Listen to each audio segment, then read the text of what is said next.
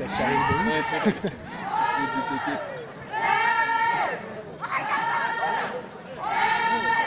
ouf.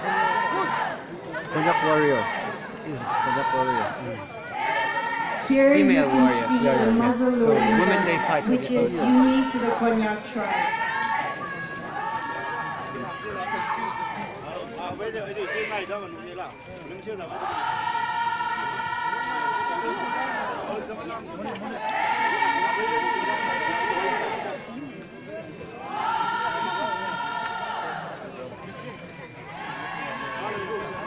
Do you still do the celebrations in your village or only here? During the fair time, once festival, during that time also we do like this. Okay. So in the village as well? Yeah.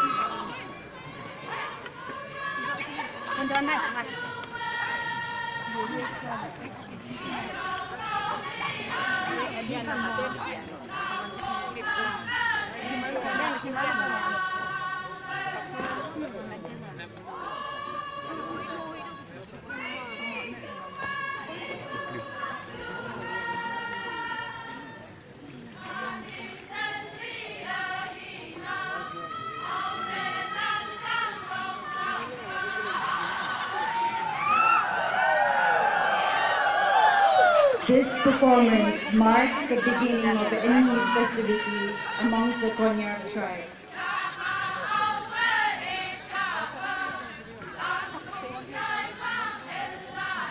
The song translates as this: the descendants of eastern tigers and mighty snake, crossing the rivers and mountains from the land of the Angs and through the valley of Assam, have reached here to take part in the Hornbill Festival of Nagaland.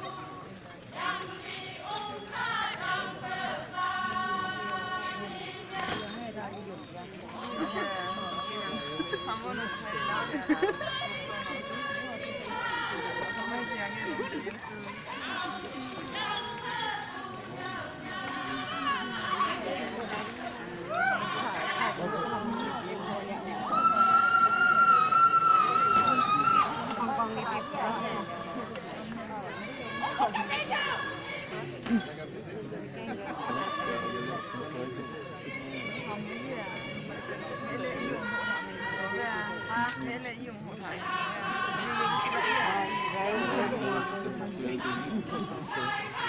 On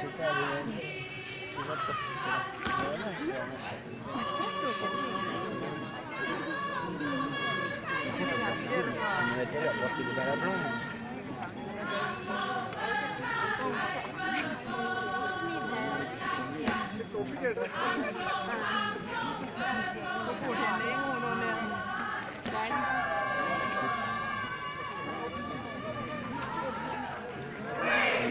C'est pas trop lourd.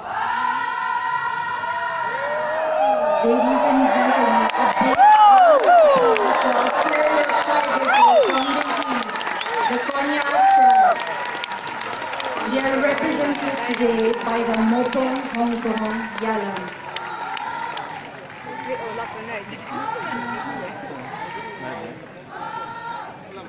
ouais.